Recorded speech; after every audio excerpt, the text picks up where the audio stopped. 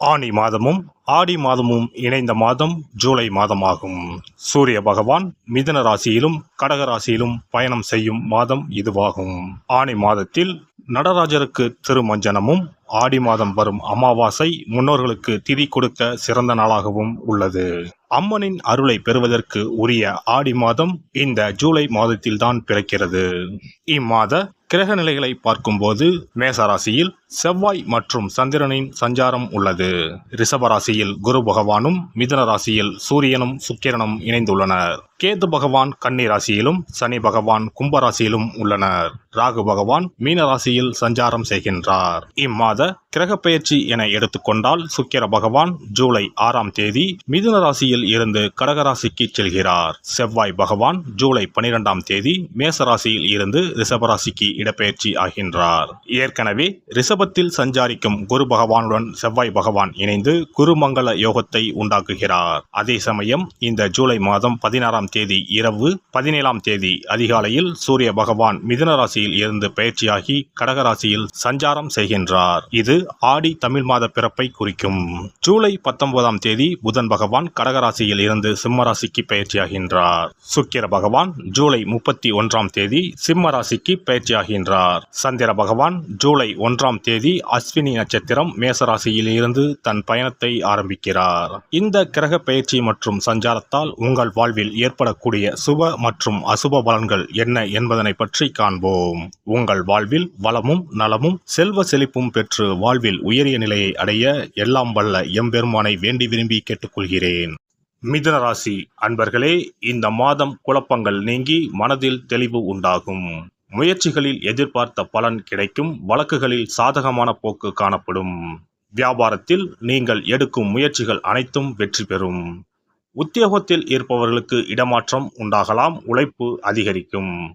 தொழில் வியாபாரத்தில் எதிர்பார்த்த அளவு வேகம் இருக்கும். பணவரத்து தாமதப்படலாம். ஆர்டர்கள் தொடர்பாக நீங்கள் அலையும் அலைச்சல் வெற்றி தரும். பங்குதாரர்களுடன் இருந்து வந்த பிரச்சனைகள் அகலும். அரசாங்க அனுகூலம் கிடைக்கும். குடும்பத்தில் இருப்பவர்களின் வீண் பேச்சால் மனவருத்தம் உண்டாகலாம். கணவன் மனைவிக்கிடையே திடீர் கருத்து வேற்றுமை ஏற்படலாம். வீண் பிரச்சனைகளில் தலையிடாமல் ஒதுங்கி இருப்பது நன்மை தரும். உறவினர் நண்பர்களிடம் பழகும்போது கவனம் தேவை. பெண்களை பொறுத்தவரை குழப்பங்கள் நீங்கி மனதில் தெளிவு உண்டாகும். எதையும் ஒரு முறைக்கு இருமுறை யோசித்து செய்வது நல்லது.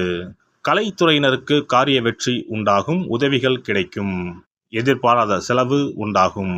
சொத்து மனை சம்பந்தமான காரியங்களில் தடை தாமதம் ஏற்படலாம். வீண் பயம் ஏற்படும். ஏற்கனவே செய்த காரியங்களுக்கான பலனை இப்போது அடைய வேண்டியிருக்கும். அரசியல் துறையினருக்கு வீண் வழக்கு விவகாரங்கள் வரலாம். எச்சரிக்கையாக செயல்படுவது நல்லது. வெளிநாட்டு பயண வாய்ப்புகள் வரலாம். சிலர் வெளியூர் பயணம் செல்வார்கள். பெண்களுடன் பழகும்போது கவனம் தேவை. மனதில் தெம்பு உண்டாகும். மகிழ்ச்சி அதிகரிக்கும். மாணவர்களுக்கு முயற்சிகளில் எதிர்பார்த்த பலன் கிடைப்பதில் தாமதம் ஏற்படும். கூடுதல் மதிப்பெண் பெற அதிக நேரம் படிப்பது நல்லது. நட்சத்திர பலன்கள் மிருகசிரிசம். இந்த மாதம் தொழில் வியாபாரத்தை பொறுத்தவரை சிறப்பாக இருக்கும். தொழில் வியாபாரத்தை மாற்றலாமா என்ற எண்ணம் உண்டாகும். உத்தியோகத்தில் இருப்பவர்களுக்கு இடமாற்றம், பதவி உயர்வு கிடைக்கப் பெறுவீர்கள். தொழில் வியாபாரத்தில் வரவேண்டிய பாக்கிகள் வசூலாகும். வாகனங்கள் மூலம் லாபம் கிடைக்கும். சரக்குகளை வெளியூர்களுக்கு அனுப்பும்போது கவனம் தேவை. திருவாதிரை நட்சத்திரம். இந்த மாதம் கணவன் மனைவிக்கிடையே இருந்த கருத்து வேற்றுமை குறையும். உங்களை பற்றி யாராவது வீண் அவதூறு பேசினால் கண்டுகொள்ளாமல் ஒதுங்கி விடுவது நல்லது. விருந்து கேளிக்கை நிகழ்ச்சிகளில் கலந்து கொண்டு ருசியான உணவை உண்பீர்கள். புனர்பூசம் நட்சத்திரம். இந்த மாதம் எந்த ஒரு வேலையையும் மன திருப்தியுடன் செய்வீர்கள். சாமர்த்தியமான பேச்சின் மூலம் காரிய வெற்றி உண்டாகும். பணவரத்து கூடும். கடுமையான முயற்சிகள் மேற்கொள்வது குறையும். வீண் வாக்குவாதங்களை தவிர்ப்பது நல்லது. எதிர்பாராத செலவுகள் உண்டாகும். கவனம் தேவை. புதன் கிழமையில் பெருமாளுக்கு துளசி மாலை அணிவித்து தீபமேற்றி அர்ச்சனை செய்து வணங்குவது வாழ்க்கையில் முன்னேற்றத்தை தரும். குல தெய்வத்தையும் இஷ்ட தெய்வத்தையும் ஒரே நாளில் சென்று தரிசித்து வாருங்கள். காரியங்களில் இருந்த தடைகள் விலகும். தொழில் வியாபாரம் சிறப்பாக நடைபெறும். சிறப்பு தொகுப்பு. ஒரு வெற்றிலை இருந்தால் உங்கள் துன்பங்களில் இருந்து விடுபட முடியும் என்றால் நம்ப முடிகிறதா? ஆம், உங்கள் ராசிக்கும் வெற்றிலை பரிகாரம் இருக்கிறது.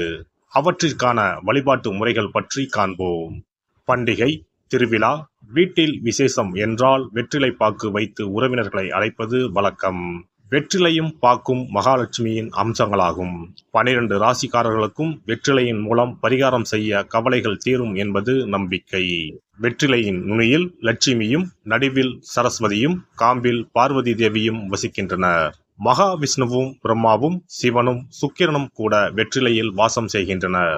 எனவேதான் பூஜை மற்றும் திருமணம் சுபமாக நடக்க வேண்டும் என்பதற்காக வெற்றிலை பாக்கு படைக்கப்படுகிறது. துன்பம் விலக உங்க ராசியின்படி இந்த மாதிரி வெற்றிலை பரிகாரம் செய்யுங்கள். வெற்றிலை பரிகாரத்தில் எல்லோரும் ஒரே மாதிரியான பரிகாரத்தை செய்தால் பலன் தராது. அவரவர் ராசிக்கு தகுந்தபடி சில இஷ்ட தெய்வங்களையும் சில கிரக தெய்வங்களையும் பொறுத்து உங்களுடைய பரிகாரத்தை மாற்றிக்கொள்ள வேண்டும். அப்போதுதான் உங்களுக்கு என்ன கஷ்டமோ அது சரியாக நீங்கி உங்களுக்கு நல்ல பலன்கள் கிடைக்கும். உங்களுடைய ராசியின்படி வெற்றிலையில் குறிப்பிட்ட கிழமையில் பரிகாரம் செய்தால் உங்கள் துன்பம் விலகும், பிரச்சனைகள் தீரும்.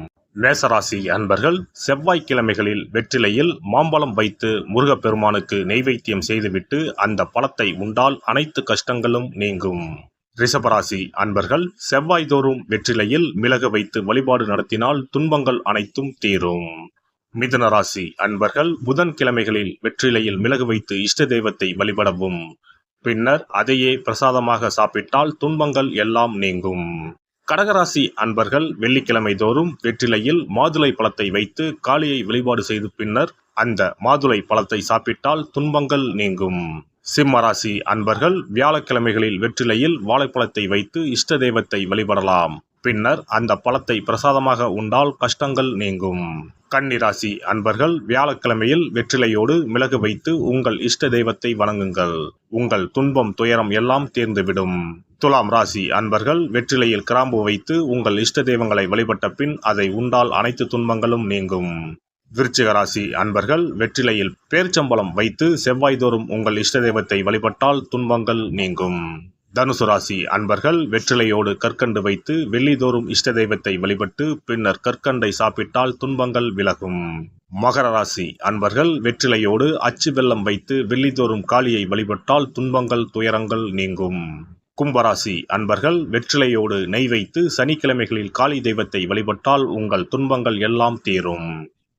மீனராசி அன்பர்கள் வெற்றிலையோடு சர்க்கரை வைத்து ஞாயிறு தோறும் இஷ்ட தெய்வத்தை வழிபட்டால் துன்பங்கள் எல்லாம் விலகும்.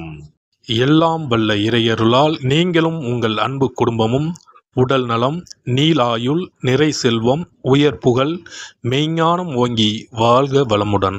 இந்த வீடியோ பதிவு உங்களுக்கு பிடித்திருந்தால் லைக் பண்ணுங்க, கமெண்ட் பண்ணுங்க, ஷேர் பண்ணுங்க, மறக்காம சப்ஸ்கிரைப் பண்ணுங்க, பக்கத்துல இருக்கிற பெல் பட்டனை கிளிக் பண்ணுங்க. நன்றி, வணக்கம். ஓம் நமச்சிவாய, சிவாய நம.